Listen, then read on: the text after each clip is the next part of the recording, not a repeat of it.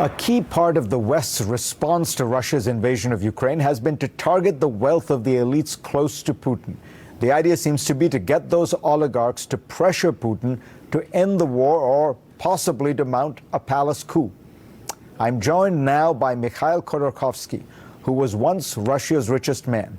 In the early years of Putin's reign, Khodorkovsky became a prominent critic of the Kremlin before he was imprisoned for fraud and tax evasion, charges he says were politically motivated. He was released in 2013 and has been living outside Russia since then. Welcome, Mikhail Khodorkovsky. But before we begin, I want people to understand why I think you have real insight into how the Kremlin works.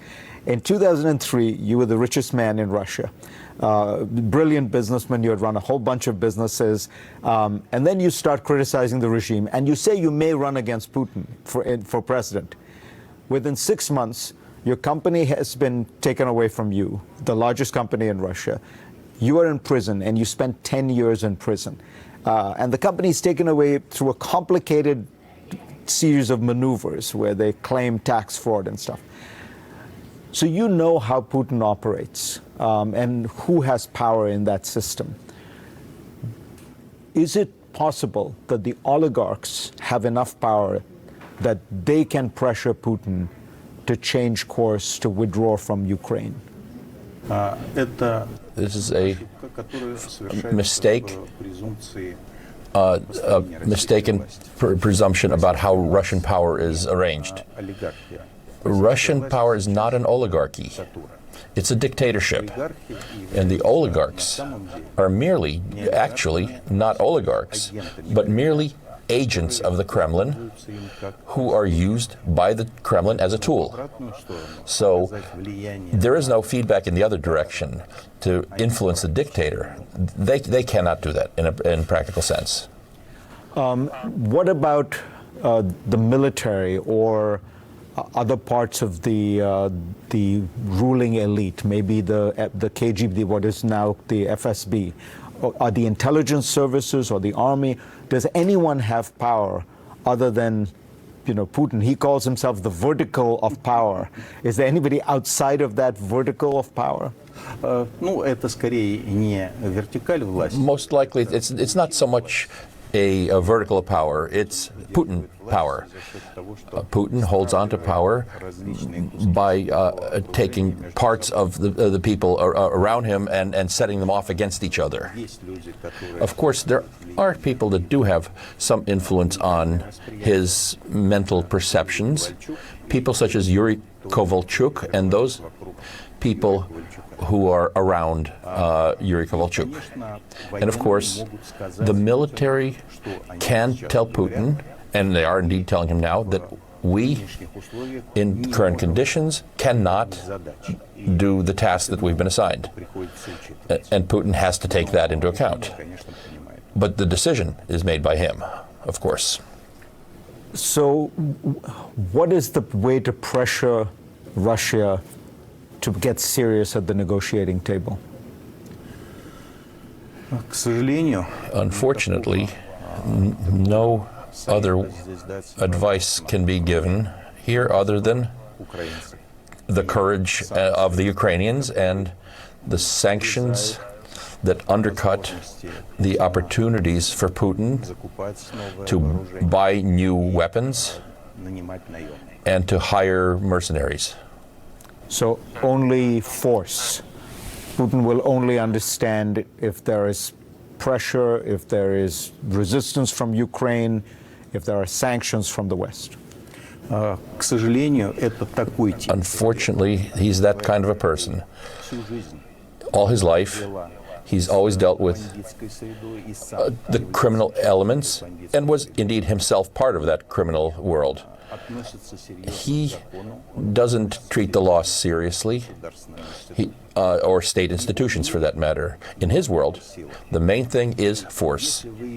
And if you don't show him force, if he senses that you're weak, as he does, for example, about Mr. Macron, he simply takes advantage of you. When he feels force, when he's afraid of force, he's ready to talk.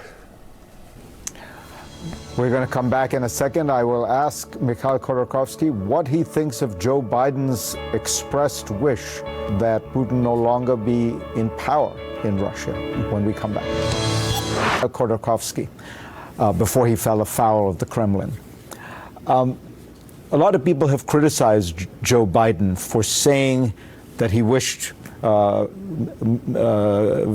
Putin were no longer in power. The argument is you have to negotiate with him. You're going to have to sign a deal with him. And so this would complicate things. How do you see it? I have also done a lot of criticizing of Mr. Biden, but from a different perspective. I think that his words are absolutely correct and very important. First of all, they're important because people in the world, all over the world, are expecting an ethical assessment from the leader of the free world. And when this leader gives this ethical assessment, that is important. His assessment that such people should not be in power. It's understandable that only the Kremlin and maybe the White House interpreted these words as Mr. Biden being ready to personally remove the Russian president. Everybody else understood it correctly. It was an ethical assessment. Russians are going to remove Russia's president. Another second important thing is that Mr. Putin perceives and this approach without the show of force as weakness. And so when Mr. Biden said that using weapons, that there's going to be an appropriate response to the use of weapons of mass destruction, that's not a provocation for Putin. That's something that puts brakes on his desires.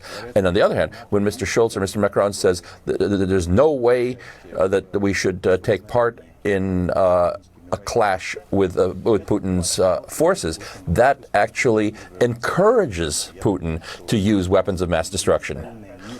This is a fundamental lack of understanding of the mentality of a person who has been among criminals all his life. So Putin is now facing obstacles in Ukraine.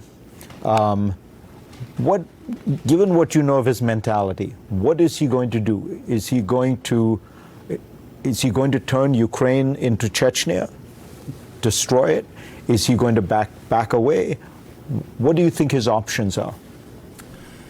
For him, the situation today is very complicated.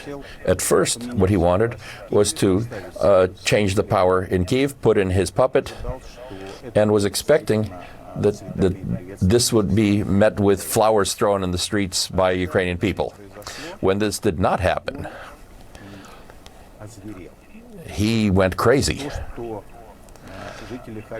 The fact that the people in Kharkov did not meet him with flowers,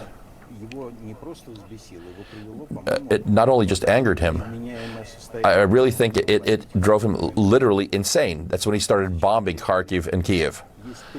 Right now, he has three options that face him, three ways out. First way out is to continue pressuring Ukraine and probably losing troops in this process because the Ukrainians are fighting back ever more strongly with every day. Secondly, he could use weapons of mass destruction in the hope that this would force the Ukrainians to retreat. And the third option is to start actual negotiations.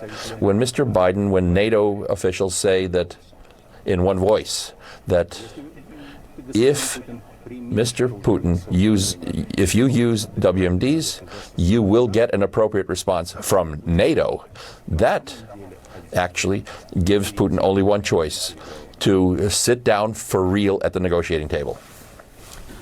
Let me ask you, we're not thinking a lot about this, but if Putin somehow comes out of this stronger, if the Ukrainians have to concede on a number of issues, do you think he has greater ambitions, that he could at some point attack the Baltic states or Poland? We must understand that in his head, Putin is at war not with Ukraine. He's at war with the United States and NATO. He said this more than once. His propagandists have already started to prepare Russian society for an attack on NATO countries. They're constantly talking about this, and this is the preparation of Russian public opinion for this. I'm absolutely convinced that if Putin decides that he has won in Ukraine, this is not going to be the last step, the last war. The next steps will be the Baltic countries. I've always wanted to ask you this question because I figure you probably can answer it better than almost anybody. What do you think Vladimir Putin is worth in terms of all the money he has been able to take out of Russia personally?